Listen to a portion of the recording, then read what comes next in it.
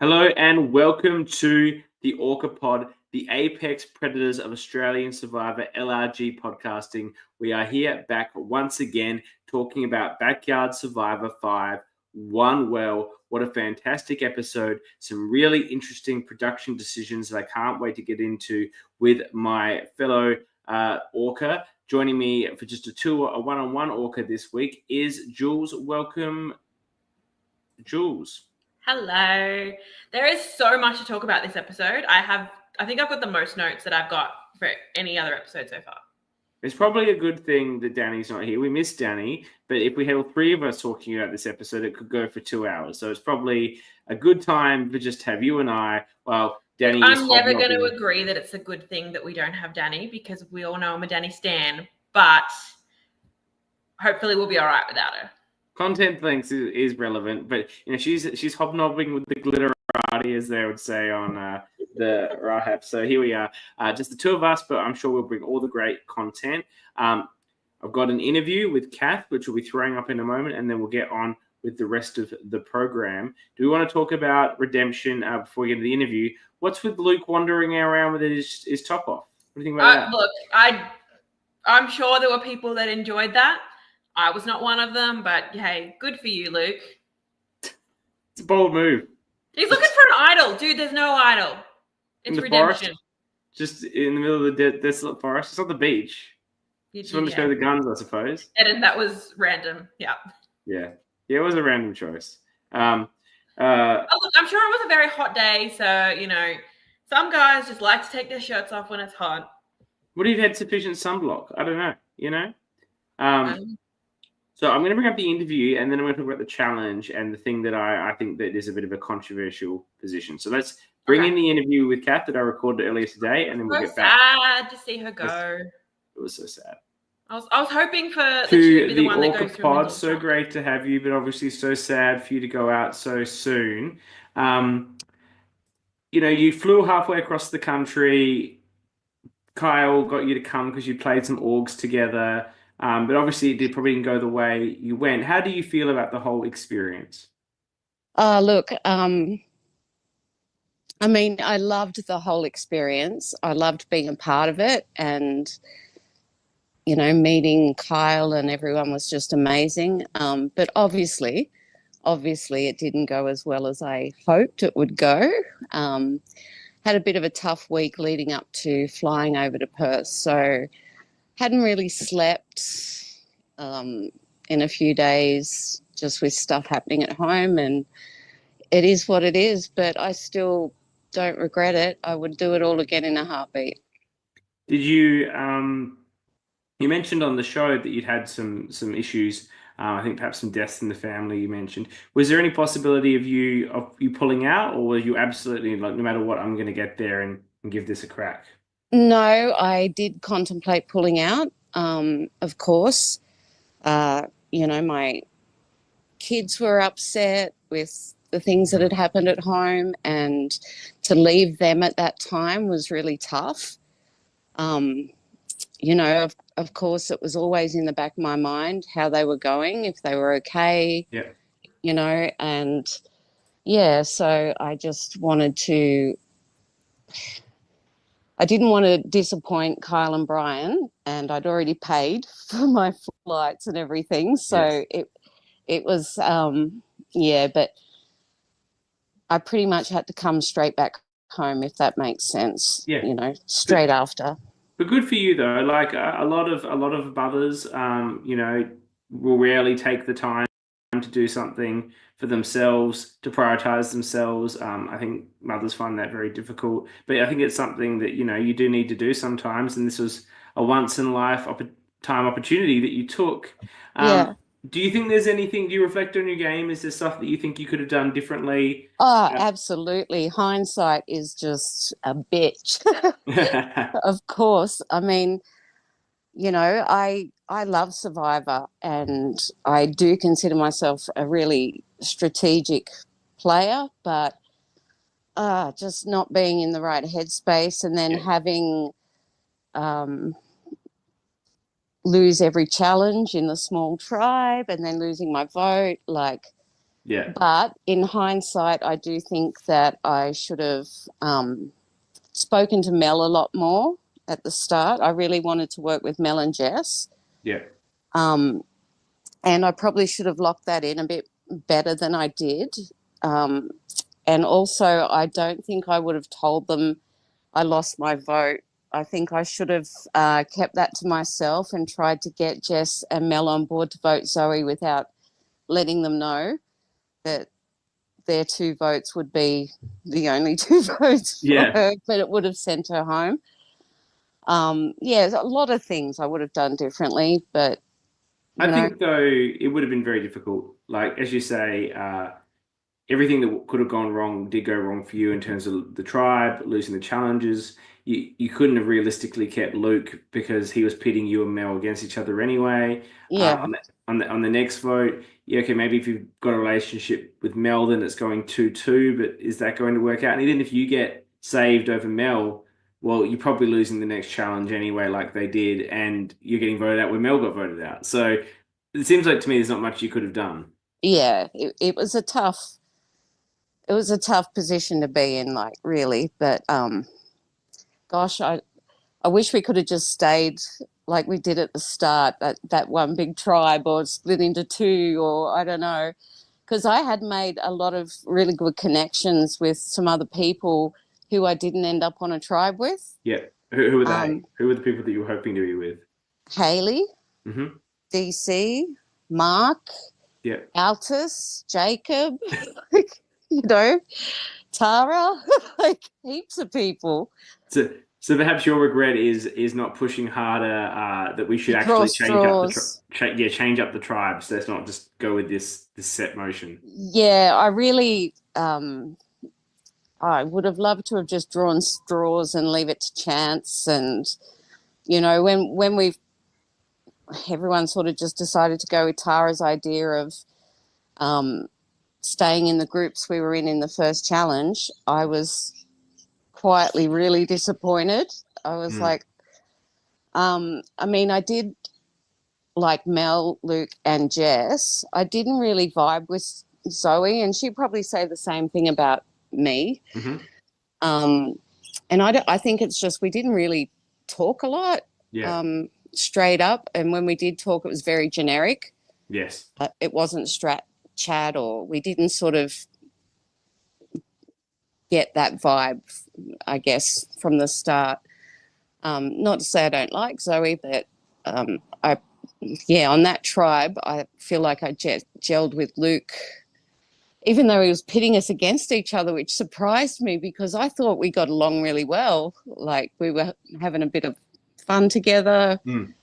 But the other thing is too, like having to go to every tribal from the start, we didn't get camp time, if that makes sense. So, we were rushing back and forth from challenge to tribal confessionals, the summit, and it moved so fast. Yes. So there's just a lot of factors. I think you just had incredibly bad luck, and then you did a fantastic job at the redemption challenge. That wasn't easy. You were right there for most of it. You were tied. I actually think there's a slight controversy with it that I'll be talking about in the show that in your favor. So tune in. Oh, okay. Slight controversy. I like if it goes in my favor. That's you should be complaining to the producers, but we'll talk about that when we get to the show. I don't want to double count it here. But you put in a massive effort, and I think you should be proud of everything you did. I don't think you did anything wrong. Like, in the end of the day, every move you made was sensible, and I don't think you had any other alternatives. So I think you should be really proud, and obviously proud of the game that you played and wanted to play, but equally, noting that just you had a bad run of luck. Yeah. That happens sometimes. Oh, look, that's kind of the story of my life. So I wasn't shocked by that at all. But like as we said, there's hindsight there, a couple of things that I've thought in watching it back that I should have done differently or could have done differently. But you're right. It was a pretty just tough situation to be in. Like we just, like I said, we didn't have the time to. We just didn't have time to do anything, and and losing your vote in a 4-person vote, like. I suppose the one regret you might have was clarifying at the tribal council that you couldn't play a shot in the dark, because they seemed very confused about that. And I don't know if that was the edit, but it seemed like maybe they were thinking about voting out Mel on that basis. Well, the thing about that is when I watched it back and saw Jess at the first summit, and they all opened in front of each other. Yeah. And Jacob said to her, like, he read it out that you don't only lose your vote, but you can't use your shot in the dark. So I was kind of like, oh, so Jess knew. Yes. Jess kind of knew that I couldn't use my shot in the dark. And then Zoe going through my bag probably could have solidified that to the girls. But, I did forget to mention it. And, like I said, it was all so rushed. You're actually right. They already knew. What you said at tribal council wouldn't have made a difference, especially once they went through your bag. But as I say, cheeky bitches. That's a great way to end the interview. The cheeky bitches who got you. A fantastic character on the show. We really loved your energy and your warm emotion that was out there. That's always great to see. Obviously, you really wanted to do better, but I think even the small time you were on our screens, you really brought a lot of yourself and a really wonderful person and character that we got to see, and that was really fantastic. So thank you for that. No worries, CK. Nice to meet you. You too. But yeah, I wish I could have gone longer. I really do, because it was so much fun. Well, they're always cast. They're always looking for women in these things. So you never know. Maybe we'll see you again one day, hopefully. Oh, if I didn't live in the middle, not the middle, but the top of nowhere, Australia, it might be a bit easy. It's a big commute. I get it. It is. Hopefully one day we see you again. But thanks for you joining us, Cath, and I'll be seeing you in the chat. You've obviously been very active there, and it'll be great to see you for the rest of the season. I can't wait to see you, T, about the challenge. Oh, you'll be getting fired up in the chat, I promise you. Oh my gosh, okay. Right. I probably haven't even noticed it, so yeah. We'll see you there. Okay, all great. right, buddy. Thanks, Cath. Okay, bye. Yeah, bye. Okay, so I've obviously built it up a bit, this interview. That was, look, in my experience, Backyard can have its own rules, but in my experience watching Survivor, you're muted, Jules. What's going on? I've got to unmute you. Is that what you're saying? Wait. Sorry, my internet was glitching, but I'm back. Sorry, what were you saying? So, Backyard can have their own rules, but in my years of watching Survivor, when you're doing a tower building challenge and your tower falls over, you have to go back to the start. Yes. And that includes any pieces that might be in your hands or in your tool that you're using for the task. And there was one point right near the end, in fact, to the point where they got to the tied tower at the end of the 10 minutes, that Luke's tower fell, but he had one in his holder. When it fell, he put it on and then proceeded to restart. I think that one should have been disqualified, which in fact would have given Cath the win. Okay, so I'll be honest. When I did my second watch of the episode, I kind of skipped over the challenge. So I forgot about that. But as you said it, you are exactly right. I'm going to actually agree with you. My issue that I had with it, and I don't know if this was their choice or what they did. So obviously there was a line on the ground where they had to stand behind. But we don't see them really coming around. Were they not allowed to come around and have a look? Because both of them, their towers started leaning towards them, which is something that you can't see if you're in front. You need to step to the side, have a look. Oh, shit, I need to straighten this up. So I don't know if they weren't allowed to come around, but if they weren't, that's also an issue. I feel that perhaps they weren't. It was easier just to say you got to stay behind the line. It's probably easier. They don't know for you to stay behind it to put it on. I have no issue with that, but to not be able to come out and have a look. Yeah, but then that's probably, I don't know, it's probably making it a bit awkward for the production just to be judging it. But I feel like they missed a real sitter there. Yeah. That, it did impact the outcome. And look, they can have their own rules. They can say that's fine, and that's how they want to adjudicate the challenge, and that's perfectly fine. But that's just not how they've done it in real Survivor, in my experience. But things happen. Didn't Ben have an upside down U that got through once for? No, he got said no for that. Oh no, but there's other ones that are upside down letters. In other that fans went back and found once that one was like a whole thing. Oh, okay. Yeah. Anyway, that's Redemption. Luke's still there. We'll see him face off against this week's boot, Mel, next week. We'll have to see how that goes. Now, where do you want to start? Do you want to start at the start? I reckon we start at the beginning because there's a lot this episode. Okay. And I think also with the boot, we love Mel, but I think this was fairly obvious that was going to happen. I don't think there was much of a decision to be made, so we don't really need to get into the vote too much. Well, now I'm going to go to the end because you've led me into it. Sorry. I want to give I just criticized production, and now once again, I would like to gush over production's. I love the way this was edited. Of how they edited this fairly straightforward tribal council. Masterful work. It's got to be hard to edit a 3-person tribal because if you, me, and Danny are on a tribe, if you and I having a conversation, we're saying Danny. Yes. Me and Danny having a conversation, we're talking about like that.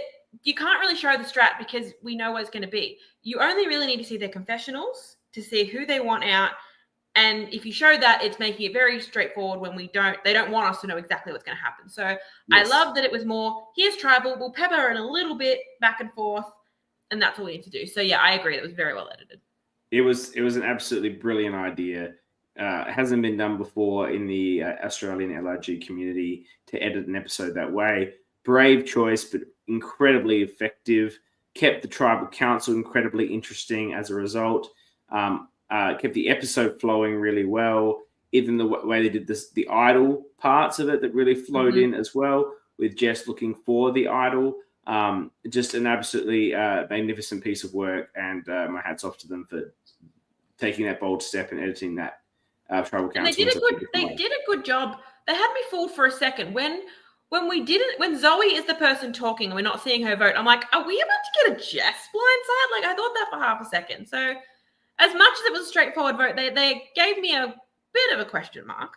I never really thought. I thought Jess and Zoe are just locked in. They've been locked in. No, I know, but the fact that it was Zoe whose vote they're not showing, I'm like, surely it's Zoe's voting for Mel and Mel's voting for Zoe. It's Jess is the only vote that needs to matter. So I was like, ooh. Well, the People's Champion remains alive and kicking. We haven't talked too much about Zoe and the efforts as the People's Champion. She's been to every tribal council, but I've never really been worried for her. Her and Jess are doing very well. I think now that we've had, we're going into a swap next week, I think they're going to be in a great spot. Yeah, they're good. All right, so that's the tribal council. I don't know if we need to talk too much more about that, but we can flip back to the start now, like you want to do. Start. We'll walk our way through. We'll skip over tribal, and then we'll talk about after tribal at the end because I think that's very interesting. But we start on the green tribe, but it's all just them being sad about Cath, whatever. Eden approves. Yeah, look, I think I said this already, but I won't lie. I had Zoe low on my list. When she got spun up as the People's Champion, I was sort of like, I don't think so. But I've been very, very impressed. I'm happy that I'm being proven wrong so far. She's in such a strong position to make the top 5 because I don't see her being. She's going to get through the swap phase, and I just don't see her being a target early merge. I think at merge, her and Jess are going to, if they're both there, they're going to be numbers that people want to scoop up. And if they're worried about their pair, I think Jess is the one that people would be threatened by. Are people going to be worried about? I mean, it's going to be very obvious that they're a pair, but is that too much of an issue straight at merge, or is that something you worry about a bit closer? I think later. I think two's not really that. A pair's not that big of a deal if they don't have other relationships. Danny's here commenting.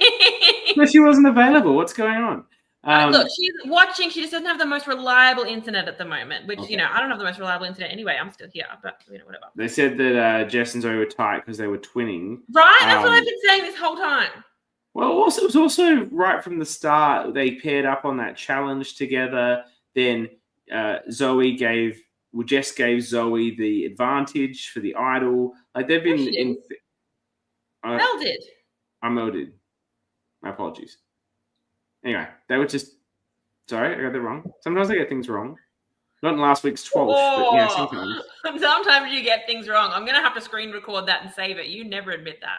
Not in last week's TWIOLSH, though. That I got everything.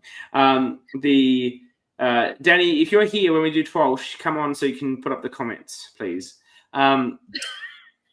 because we like to hear your comments and people wowing over my success. Okay, continue on with the Green was very sad. Mel was very sad. I can tell you what, Mel wasn't sad like that when she booted me out of Drunk Viber. Or you. It's Drunk Viber. Get over it. Or you. No, Mel didn't vote me out of Drunk Viber. Carl voted me out with one vote. Anyway, so we go to the Orange camp.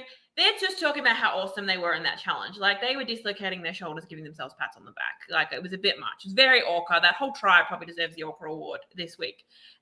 In particular, what was the bit about Pink throwing away one of the... I'm getting to that.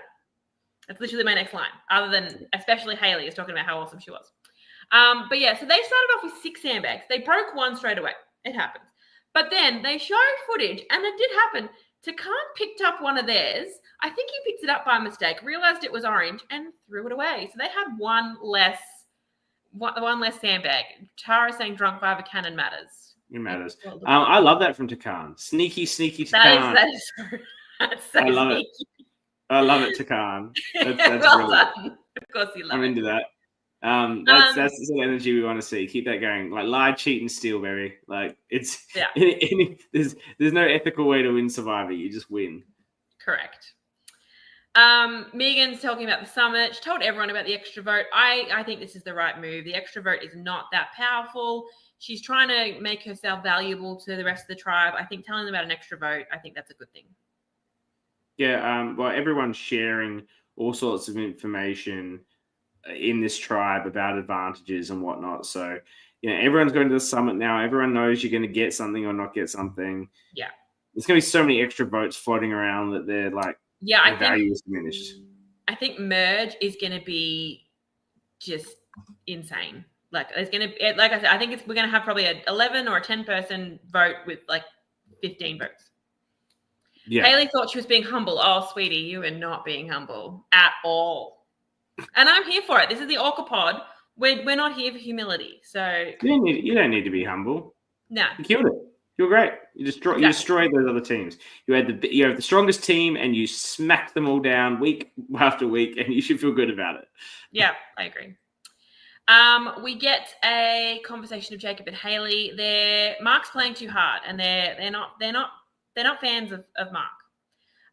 And they're wanting to. They definitely have Megan as their 3, but they're wanting to bring Altus in and make a 3 with them, so that if I'm worried they're going to be in a situation where they've got a 3 with Altus, a 3 with Megan, and a 3 with Marc, and then if those 3 all come together and talk, it's going to make it that they might be playing a bit too hard. I think they are playing too hard, but I don't think it would matter. I think they do have that position in the tribe. I think the 2 of them are very, very strong on the tribe. I think they're just trying to circumvent a scenario where Altus, Marc, and Meg join up, which is never going to happen anyway. And now that they're swapping, it doesn't really matter again. So and it's better now because everyone thought they were aligned with the 2 of them. So whoever they've got in their swap positions, I can't recall the exact makeups, is going to be someone they think that they were working with Hayley and Jacob. So I think any of those oranges are going to stick together no matter what, except maybe Marc and Altus. So I find Altus very interesting in the Marc dynamic. Even though Altus voted for Marc, it seems like this is some sort of like one-way grudge. Like it seems like Altus just thinks that Marc's going to be fine with the fact that he voted for him, and like we've all moved on from this, which Marc hasn't, and nor should he, and I fully appreciate that. But Altus just doesn't seem to appreciate the gravity of the game that he's in at all. And there's numerous circumstances of his play that I find quite bemusing. He's just a chill guy. He has no stealth. He has no interest in stealth. No. He has no interest in deceiving. Like, when he finds the beware advantage, and I know that might be later, but we might as well just talk about all orange right now. And he finds the beware advantage.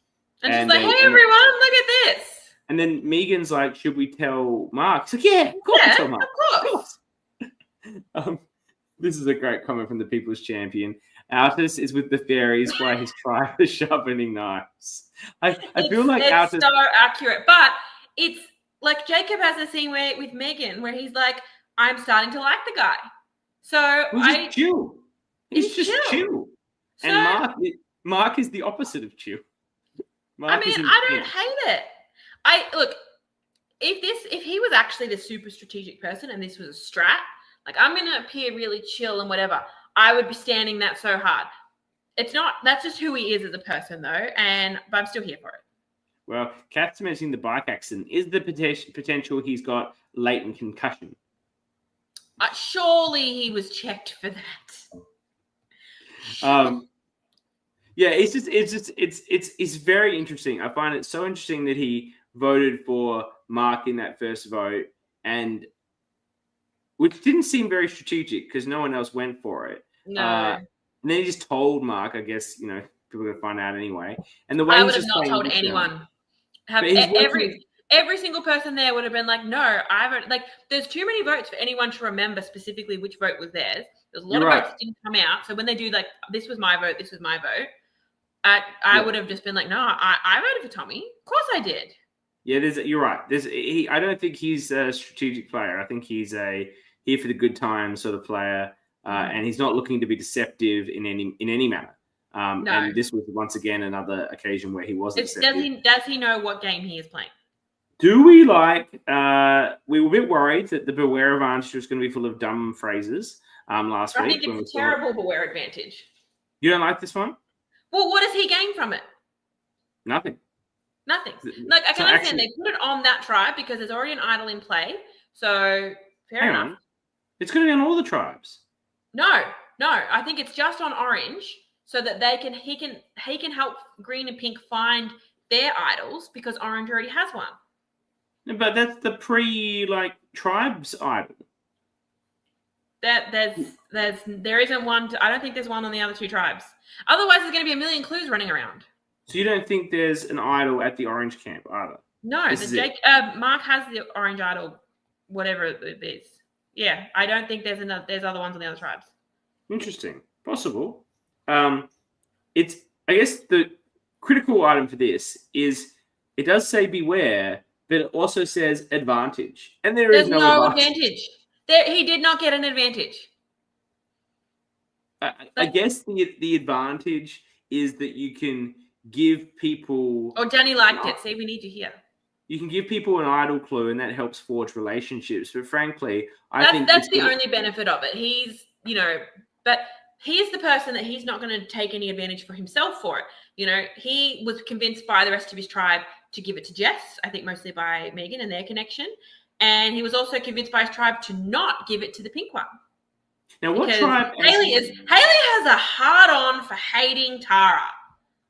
She really doesn't like Tara. Can I say, what tribe did Altus end up on? Altus did end up on the pink tribe. So that's my question. Does he still have to give it away, or does he automatically get to have the clue and get to have his vote back?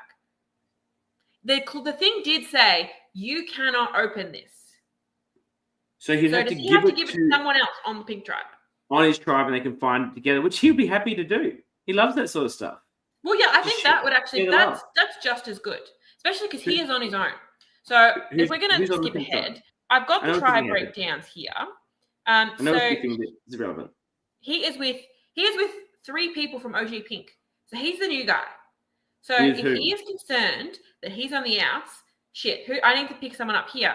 I've got this. I can't open it. Here, you have it. Keep me safe. Now, I don't know if that'll work, but it's something. Who are the 3? DC? He's with Kate, DC, and Coach. So basically, Jess and Zoe stayed together. They picked up one from each tribe in Jacob and Tara. We don't need to do the full thing. I was just trying to I just want to talk about this Beware advantage because I think this is really fascinating about how he's on the right tribe. He got lucky there, but he can't open it. Well, I don't know. We'll find out. Maybe he just opens it. But I like the idea of him sharing it with someone. I think DC would be the smartest person to share it with. Well, I think you've got Kate and DC who are going to be kind of against each other, and then Coach is going to stick with his people. But he's probably also going to fall in love with Altus and not want to vote for anyone. You can share it with Kate as well. You can share it with either of them, but I think there's a real advantage. Don't share it with David, who was tell everyone about. Don't share it with Coach. I think either Kate or DC is your best bet. But we're talking about a very strategic play that can be made with this very specific advantage that he has. And Altus has not shown us that he is interested in making highly strategic, sneaky plays with his advantages. So It's going to be very interesting how that plays out. But like that will be for next week. Yeah. But anyway, yeah. So Haley that's hates everything for the Tara. orange. Sorry. Is that what Haley hates Tara? Do you want to go back to that? Well, I mean, so I've sort of, my notes are in chronological order, but if we're just going to stick with orange, yeah, like when they're talking about who they want to give it to, like, oh, we definitely want to give it to someone on green because, you know, they need a break, the poor things.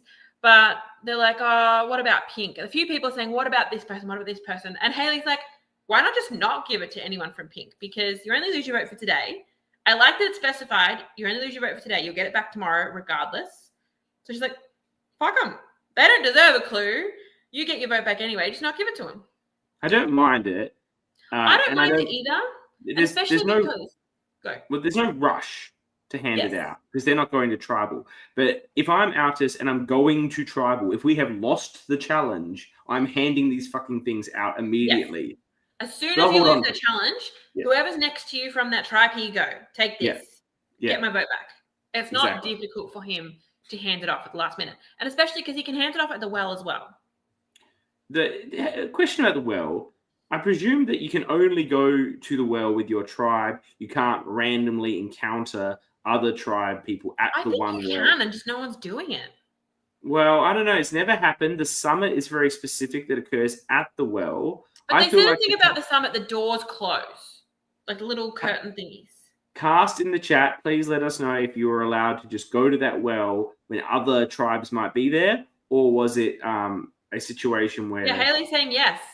Why is no one doing this? And because they said in the thing, you can hand it off at the well. I think the idea was they were supposed to be going to the well, interacting, and just no one's doing it. Well, that's defeating the whole theme of the season. I know. Yeah, DC. Yeah, they're all saying you can did... Yeah, Jess saying in Green's case, they never had time. Green didn't have time for anything fun.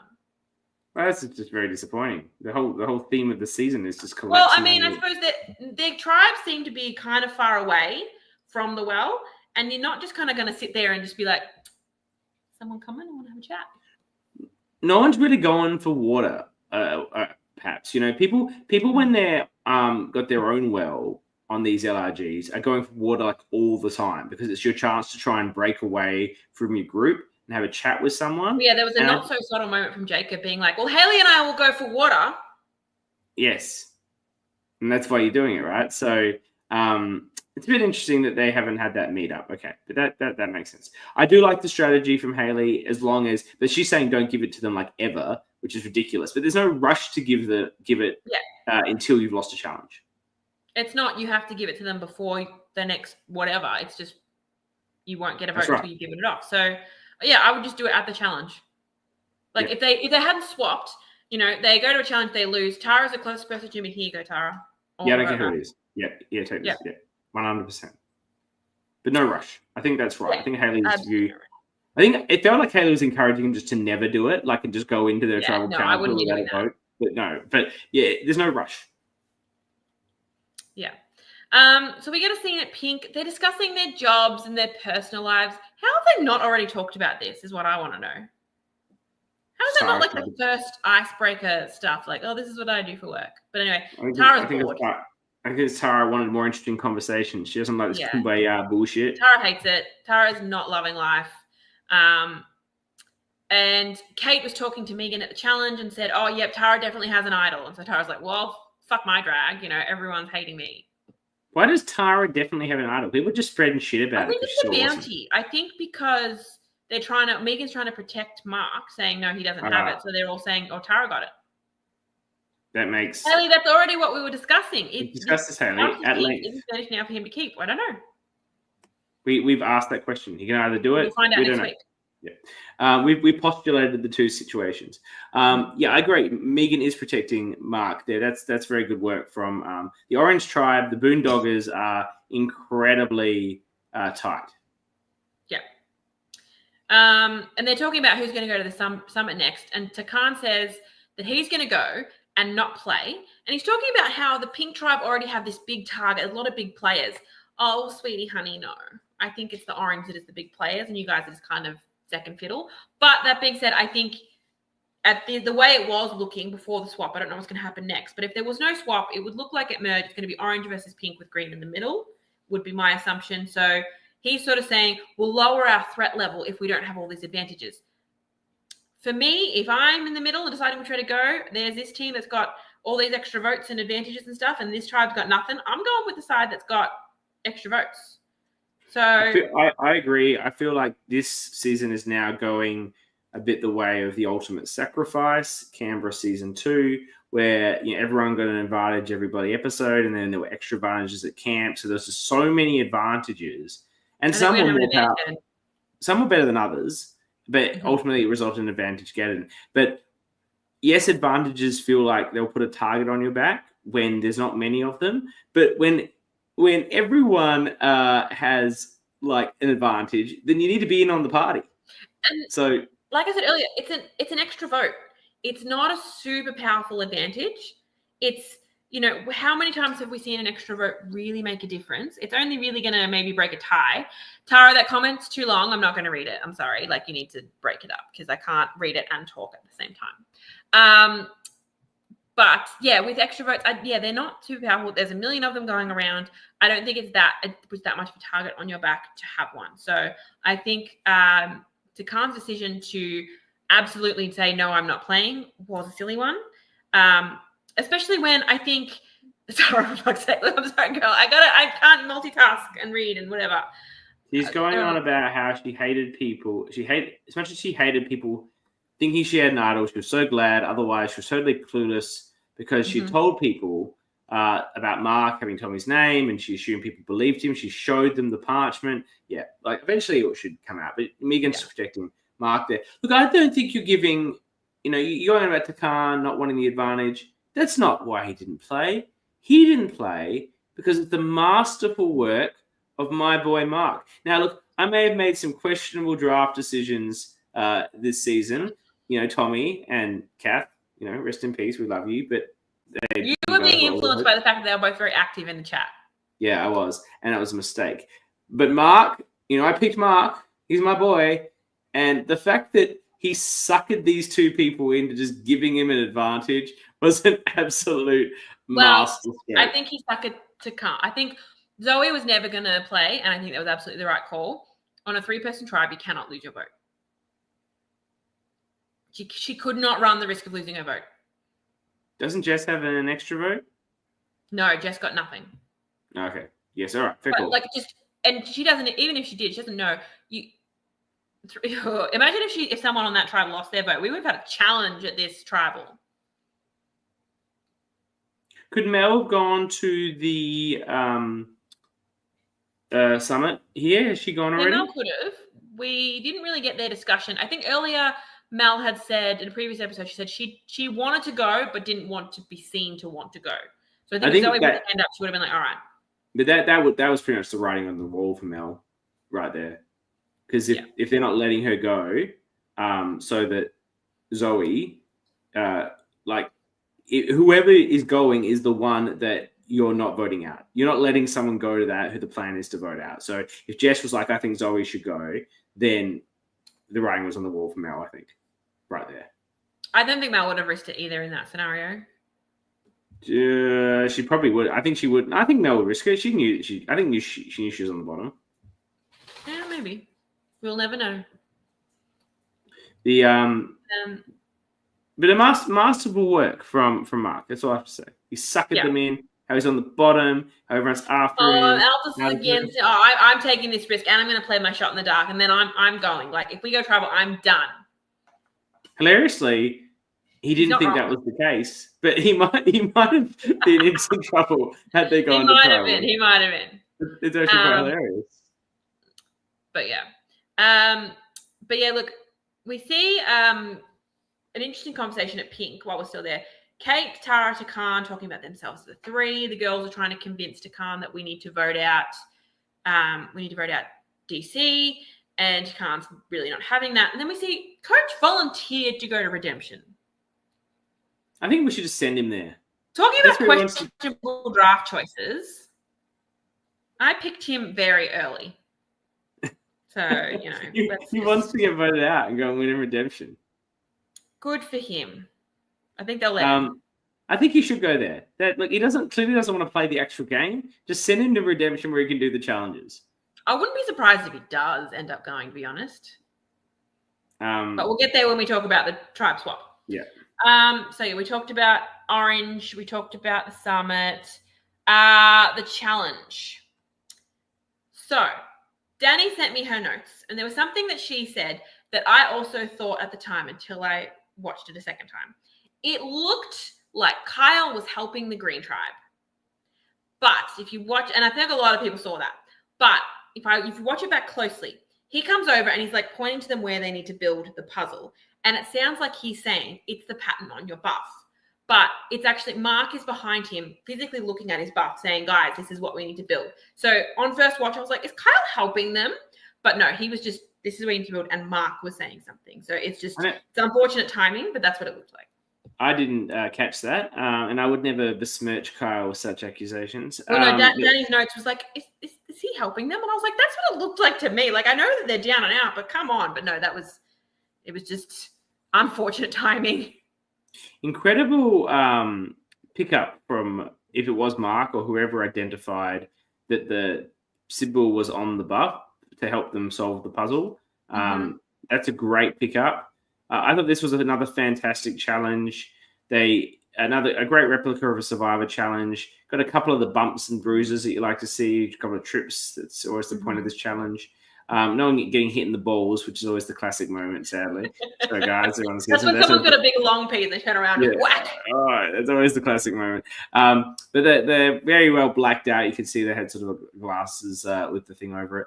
And a really cool puzzle, like not just a simple puzzle. It's not just like bits here that you're putting together. It was a legitimate like blocks that have to go in a particular way. It clearly wasn't super easy because they didn't get it immediately. And what do we think though then about the decision of Orange when they once again win a challenge to decide we're going to help Green? I absolutely would have helped Green. Why? Well, because like I said, it looks like it's shaping up to be pink versus orange with green in the middle. Hey, we've helped you in this challenge. And then also, I think they want to be the tribe with the most numbers at merge, that's a bad call. You don't want to win a 3-tribe format. You don't want to be the tribe with the most numbers. But if they've actually helped Green, if they've said, hey, we're helping you guys, then Green is more likely to side with them at a merge or a swap. And Jess is saying they're trying to win favor with them, which I think that's absolutely the right call to make. Yeah, but as you said, in the new era, in the 3-tribe format, being the biggest tribe that's never gone to tribal council has never helped any tribe ever. No, but they can worry about that later. They can throw a challenge down the track if they're concerned about that, if they're concerned about a Matt Singh Tendang situation. But I think in that moment, the main part, they've already won. They're not voting anyone out. So they don't want Green to lose again. And they want Green to be on their side. So I think helping them is the right call. The thing about sending Pink, though, is then that gives Pink a chance to have a tribal council, to solidify their numbers, to be a united group, which they actually are not at the moment. Tribal does tend to unite people.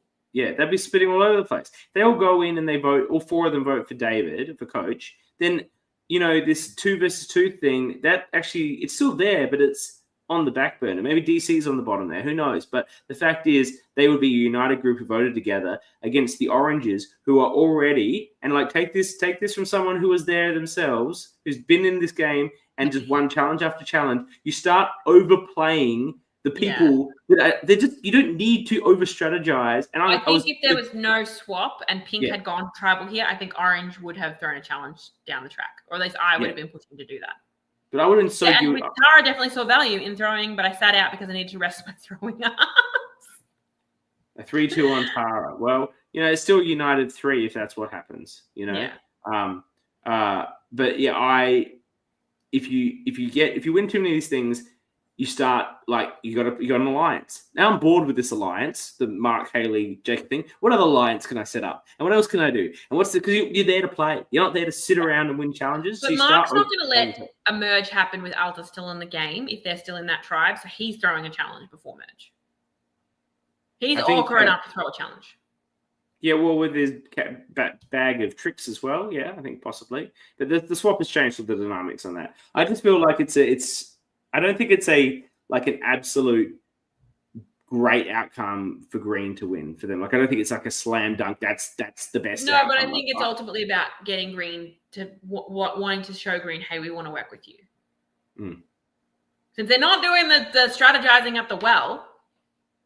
Well, maybe they should be. Maybe should be. Like, if they'd had conversations at the well and they were united. How disappointed do you think production are that nobody's talking at the well? They're literally like, guys, this well is going to remain your center point. You can all come here and talk, and no one is doing it. Production are like, what the? They're literally, the name of the season is one well. I think the problem is if it's not organized in a formal manner.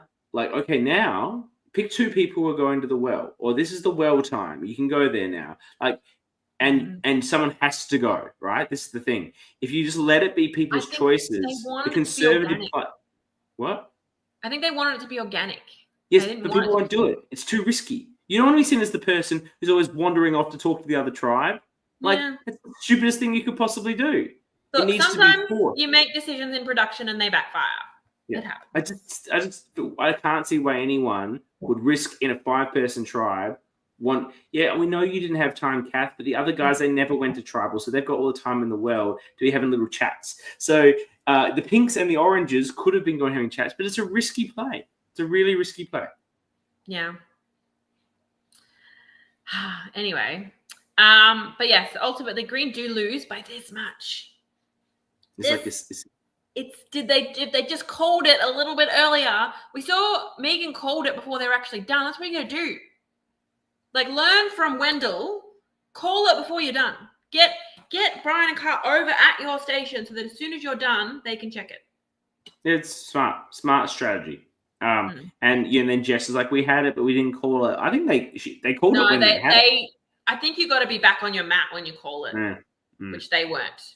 Yeah. But anyway, so after the challenge, we go to Orange Tribe for a bit. Marc thinks he single-handedly won that challenge for Orange. More patting themselves on the back.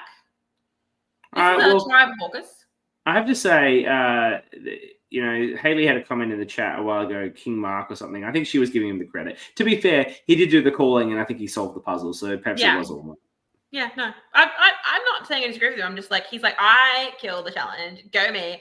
I'm awesome. And now I've got an extra vote. And he tells his tribe about the extra vote. I think another good call. And he's talking about wanting to give it to Hayley, which I think is very smart.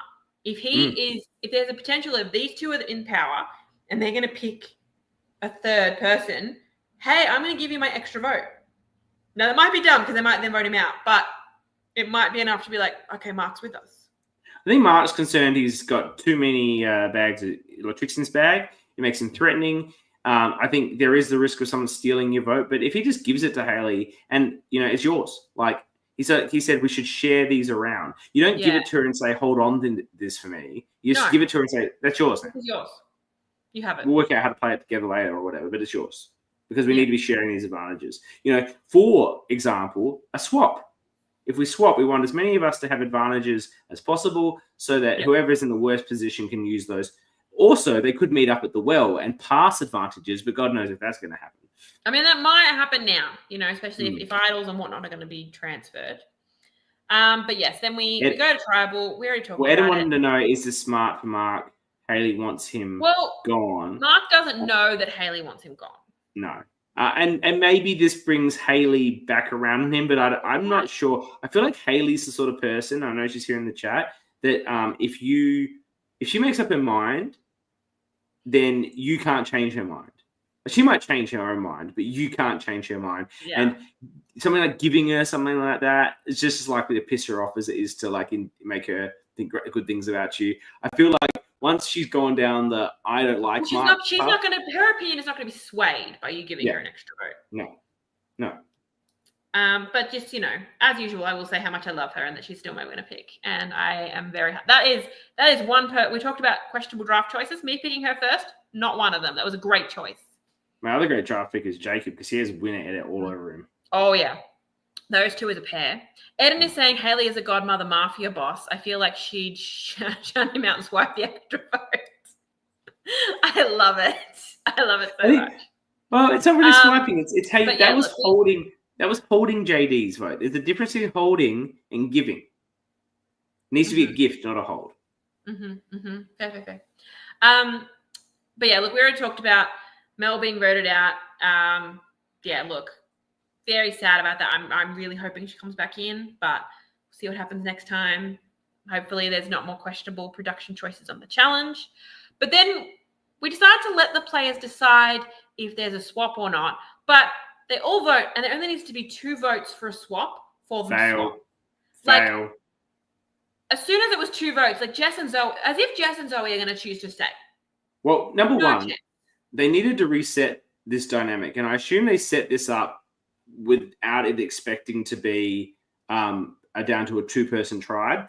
Yeah. And once they had a 2-person tribe, they needed to change the outcome where if you say stay, it stays as it is. That's never going to happen because Jess and Zoe are then by themselves and one of them's going next. It needed to be that if you selected stay, then you stayed in your pink and orange tribes, but Jess and Zoe would join one tribe each. That should have been the stay outcome. Yeah, but ultimately it's a complete shake-up. The votes, interestingly enough, pretty much every member of the orange tribe voted to stay. I was very surprised by Megan choosing to stay because we know how much she wants to be on the same tribe with her bestie Jess. But Jess and Zoe obviously vote for swap, and then all of the pink tribe except for Coach, all 4 of them are like, yeah, nah, mix this up. They all hate that tribe. They all went out. They did not like. They went out. But yeah, it was too few. Eden's talking about it here as well. Yeah, it should have been 4, maybe 6. I think 6 would have been. I think they wanted to do the swap. I think they shouldn't have even had the vote. They should have just been like, we're swapping. I would have actually just checked. Yeah, exactly. It was a pointless exercise with the numbers so low and the circumstances. And I do feel that if we had a position where it was like, as I said, Zoe and Jess would be joining each of the tribes, then they might have, voted to stay. Probably not, but if they knew which one they were going to, they should have had that. They would have voted anyway because they didn't want to have to go to another tribal. I think it was a bit of a pointless mechanic. I think it was an attempt at something, but it was a bit unnecessary. It would have been cool if it was a fairly even, if all tribes had gone to if we were at 3 tribes of 4, and then we're deciding to shake it up again. That would have been a very interesting decision. But interestingly, we are going to 3 tribes of 4 now. You mention it. It's a very small number. They're all expecting 2 tribes of 6. Yeah, who weren't we all? It's a very interesting situation. It is. So I do have a note that I was loving the Jess and Zoe commentary as the buffs were being drawn. That was because they were still separate. They could have a bit more of an open conversation. So I was loving that. Like as soon as Jacob pulled the orange buff, they're like, "Oh, cool, yep, that's a 3." Whoever's 4th, we're voting them out. And then it was Tara. They're like, oh, okay, we don't trust her, so that's fine. It's just to clarify, Tara noted that the pink tribe all agreed that they would vote. Well, just Coach didn't hear that they had made that point. So they had unity on that call. Okay. Let's now talk about these different tribes, the makeup, and what we think is going to happen next week. So you just mentioned the new orange is Jess and Zoe with Jacob and Tara. I think if they go to tribal, Tara's fucked. Jacob still doesn't. So to be clear, Jacob still doesn't have a vote. I forgot Jacob doesn't have a vote. So Jacob doesn't have a vote. Jess and Zoe don't have any advantages. Tara has an extra vote. So she could tie it up. And she knows that Jacob doesn't have a vote. She does know that. So they could make it a 2-2. Okay. I take it back. That's interesting. And she could use that to make them vote out Jacob. Basically. Yeah. Interesting. I love it. Okay. So then green. Eden's making the point that the revote would be 1-0 if Tara ties. They vote for Tara on the revote. Yeah. Especially if she's saying vote for Jacob, 2 of them vote for Jacob. She put her 2 votes on Jacob. They vote for Tara. On the revote, Tara doesn't have a vote. Jacob didn't have a vote anyway, so it would be 2-0. There'd only be 1-0 if she votes one of them. They changed the rules on this with 47. That don't get me started on that. You'd still be able to use your second vote. So it would be 1-1. No, you could. The rule should be anyway. Sorry, my cat's being a pain in the ass. You with an extra vote or a stealer vote, if you still have a vote on the revote, then you get to use it again. It's only if you don't have it. So on a revote, Tara, if she's in the tie, doesn't have a vote, so she doesn't have her extra vote either. Why not? And yes, I agree with you. 47. Let's not talk about that because we pretend it didn't happen. Why not? Why doesn't she have it? The whole reason she doesn't vote is because she can only vote for the other person. No. The rules are in a tie, because in a three-way tie, these aren't the 47 rules. Yeah, no, I'm not. In a three-way tie, the three people who have votes do not vote. But technically, they could vote for one of the other two people. They still have a choice, but they don't vote on a revote. It's always been that way. You're in a tie, you don't vote on the revote. 47, go away. I love 47. I hated that. Well, it'll be an interesting outcome with Tara there with her advantage. Yes, I thought that was going to be a very boring trouble. I forgot about Jacob's no vote. So also, everyone thinks Tara's got an idol. They do. This been spreading around.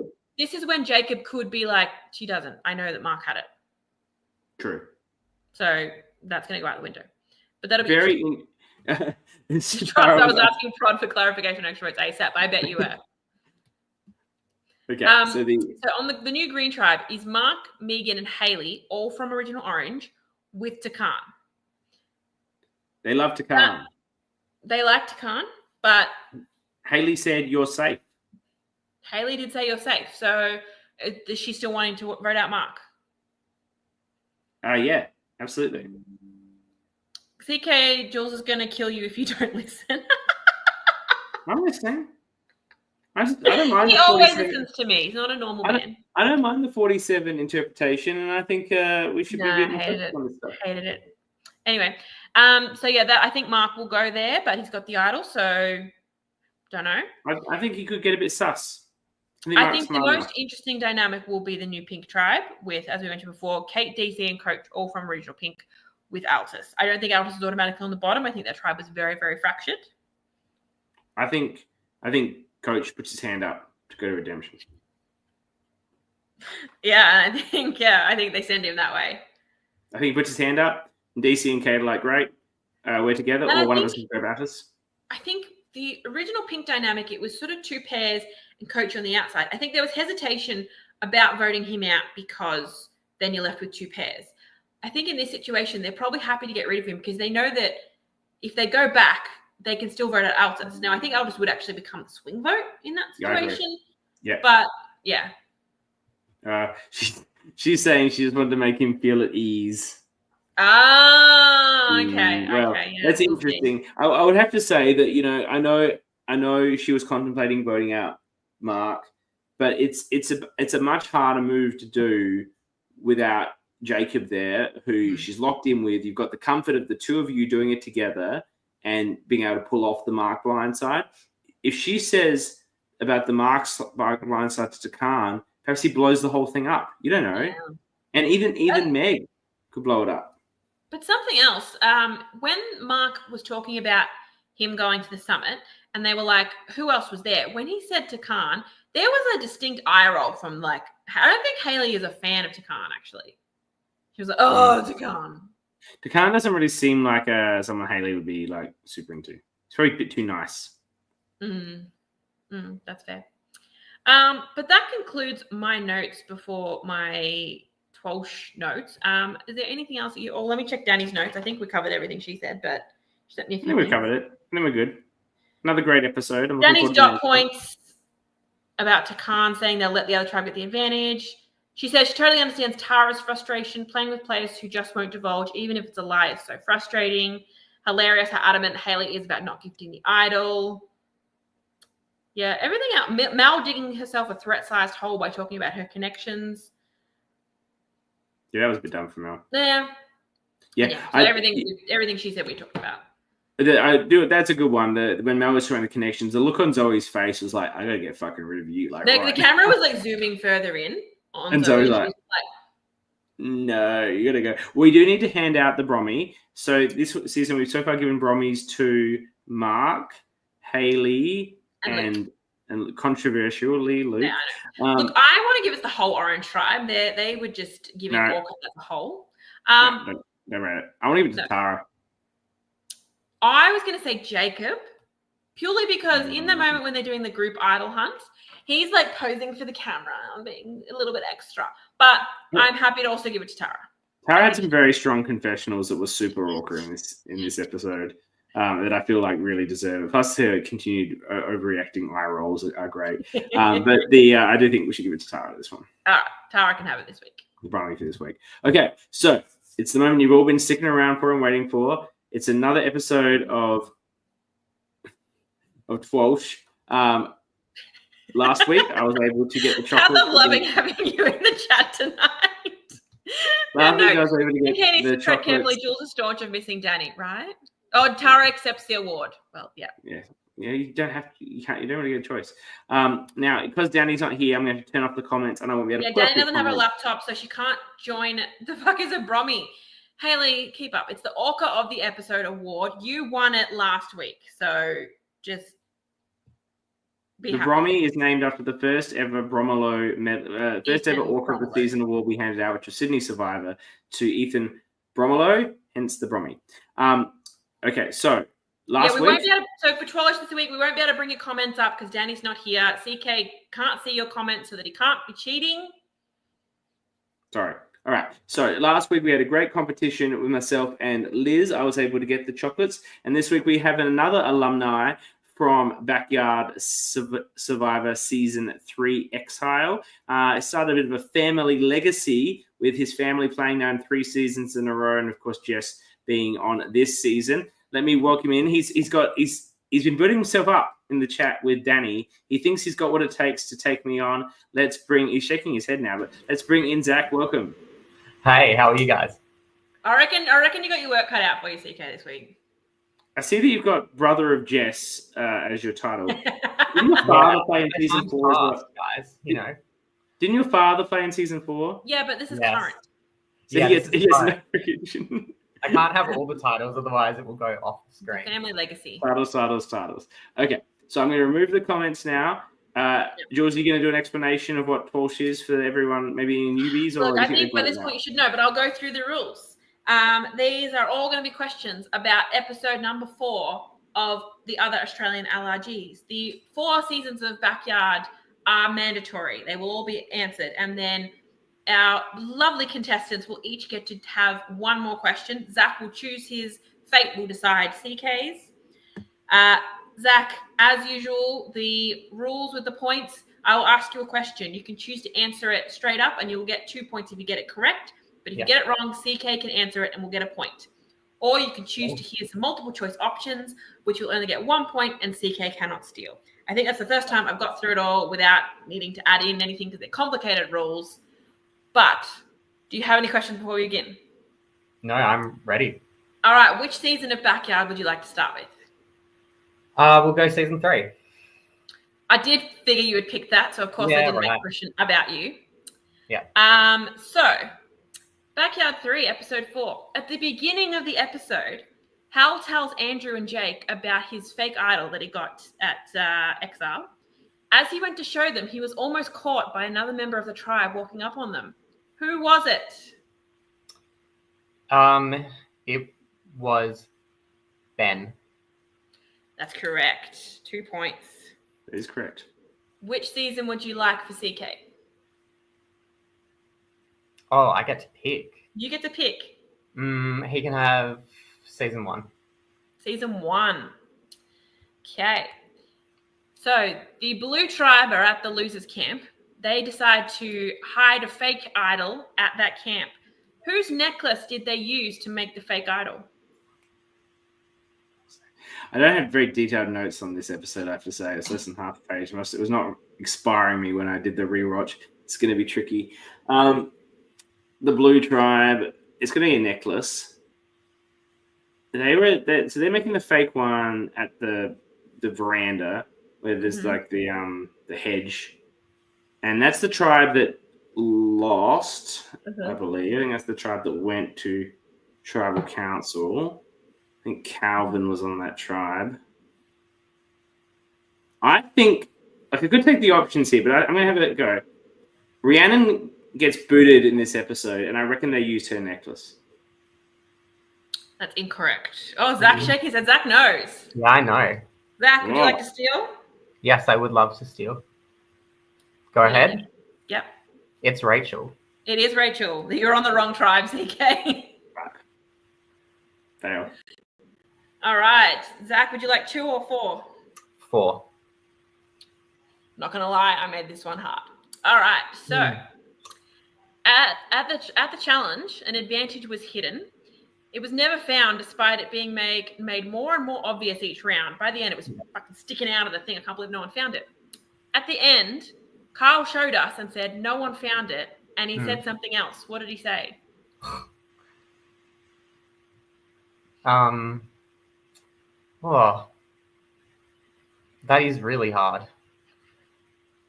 I don't know. Is it next time or something like that? It is not. CK, do you want to try and steal? Well, I might as well try. We should have gone for the multiple choice on that one, Zach, I reckon. I'm surprised you didn't. I know, but then if I went multiple choice, could he have stolen if I got it wrong? No. I should have gone for multiple choice. I did rewatch this episode in preparation. I do recall Kyle saying this. Same. So what did you say he says first? No one found it. Blank. I feel like it's something like yeah. I feel like it's just that's the way it goes sometimes or something like that, but I don't know the exact words. It was no one found it. What can you do? Yeah, that's what I mean. That was the gist. Like that's the way it goes, you know. Like but yes, I don't get the point. That's fine. All right, so CK, you get Backyard 2. The episode title, I Don't Have the Ingredients, was in reference to a player not having all the pieces they needed for the memory challenge. Who said it? What? Wow. I thought that was an easy one. Easy, CK. I don't have the ingredients. This has not been a good week for me. Okay, so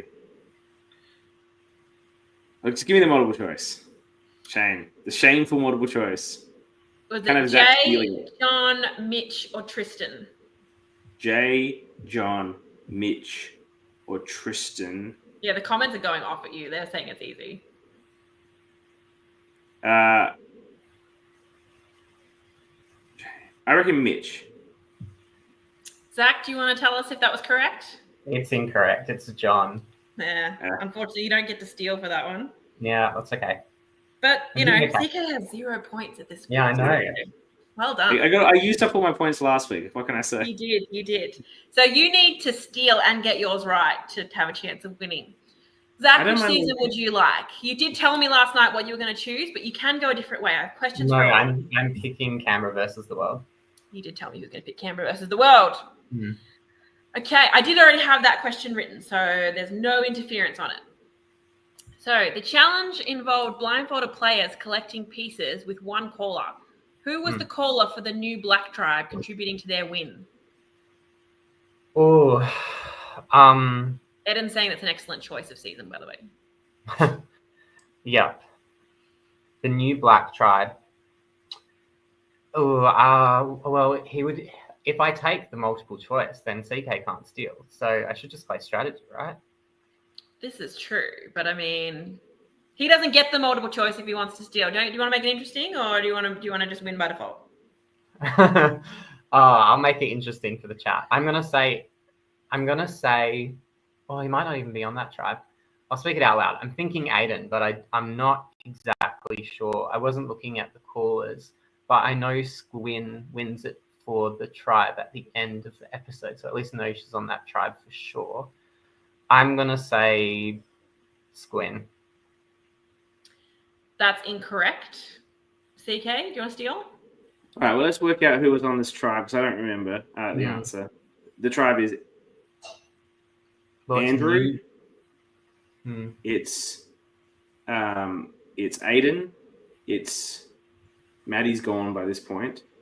It's Sab and Bucket Hat. What's her name? Sorry. Anyway, she's not the answer anyway. Sorry, I've forgotten your name.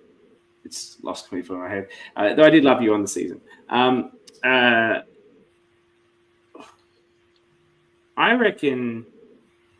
Oh no, my gut's saying Andrew, right? But I don't think it's Andrew because I remember a bit where Andrew's got lost in the absolute weeds or trying to find the puzzle piece. Do you think Andrew would be good at it? Because it's such a big, booming voice. Eden's shocked that you can't remember that person's name. I was going to say her name, but I won't because that might be seen as interfering. Yeah. I'm saying I'm not having a good thing. I've not had a good night's sleep. We're only 4 hours. I'm blaming that. I'm going to there. You know, I reckon Zach's right about his original call. I reckon it might have been Aiden. I hate this. Is that your final answer? Yeah, it's Aiden. Yeah, it was Aiden. You were right there, Zach. And yeah, Eden's shocked at the Pauline erasure. So Pauline, sorry. I'm sorry, Pauline. All right. So the CK, wheel's coming up. Bring up the wheel. If you get this right, we will go to a tiebreaker. Amazing. That's the exciting part, right? Playing with fire. Playing with fire. Oh, Stop. no. Playing with fire. I should have taken the easy win. To be fair, the next one was Brisbane, which I think that was the easiest question I wrote of the week. So, yeah. But for playing with fire, you got Canberra 1, 2 in a row. Now you get Melbourne 3 twice in a row. Anyway, in this episode, we revealed that Chloe had named the tribal immunity idol. What name did she give it? Oh, for fuck's sake! Oh my god! I wasn't there to name idols. I was there to play strategy. Look, I'm gonna make playing with fire the hardest questions every time. Yeah, I get it. What did she name that? Eden's given a funny answer in the chat. What did she name that lantern? Oh my god.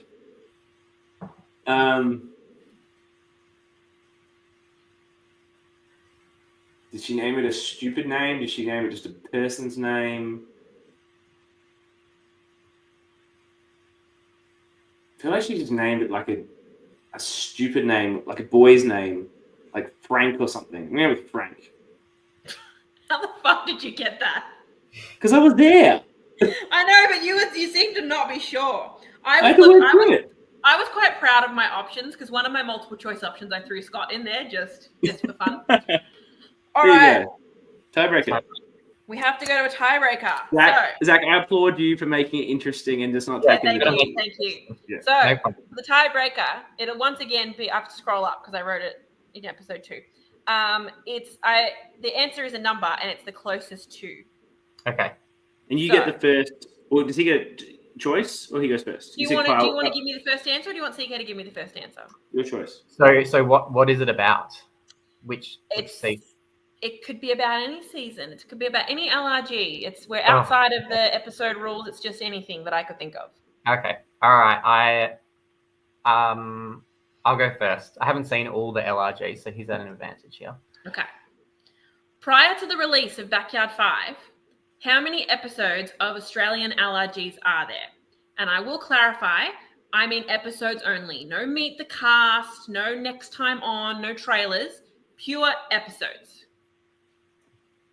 Can see CK doing some maths.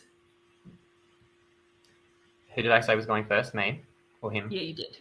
Okay. Oh, and it's closest to, regardless of higher or lower. Yeah, I don't care about going over or under. It's just closest to.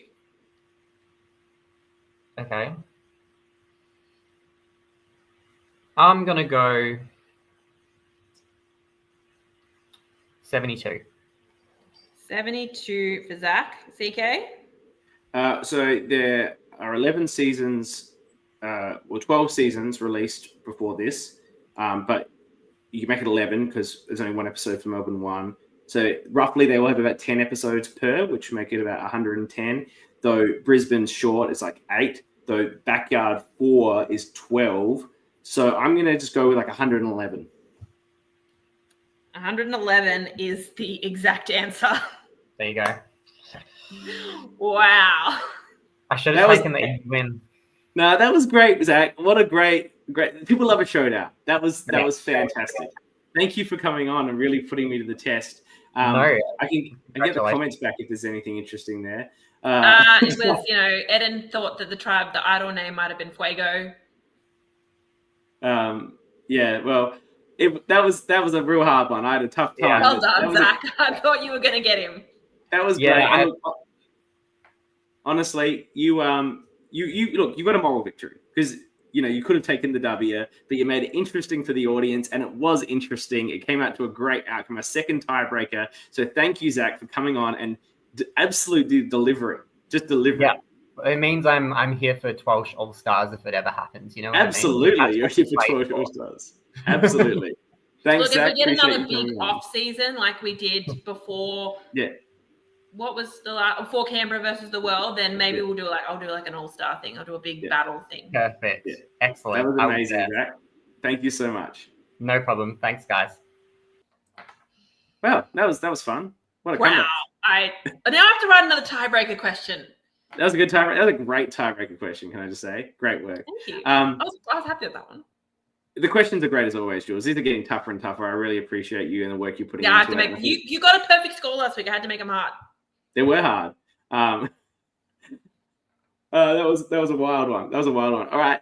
Thank you so much, Jules. Thank you to Zach. Thank you to Cath for the interview earlier and for everyone in the chat for being here live and making this show what it is. We love having you here each and every week. Next week, the show is back on Sunday. Tune in, and then we will be back once again with Wednesday. Once again, hopefully joined by Danny and the three of us once again to wax lyrical about all of the fun, excitement of this wonderful season. Until then, we will see you next week. Thank you to everyone listening live, and thank you to everyone listening in the future. We do appreciate you as well. Thank you, Jules. Thank you.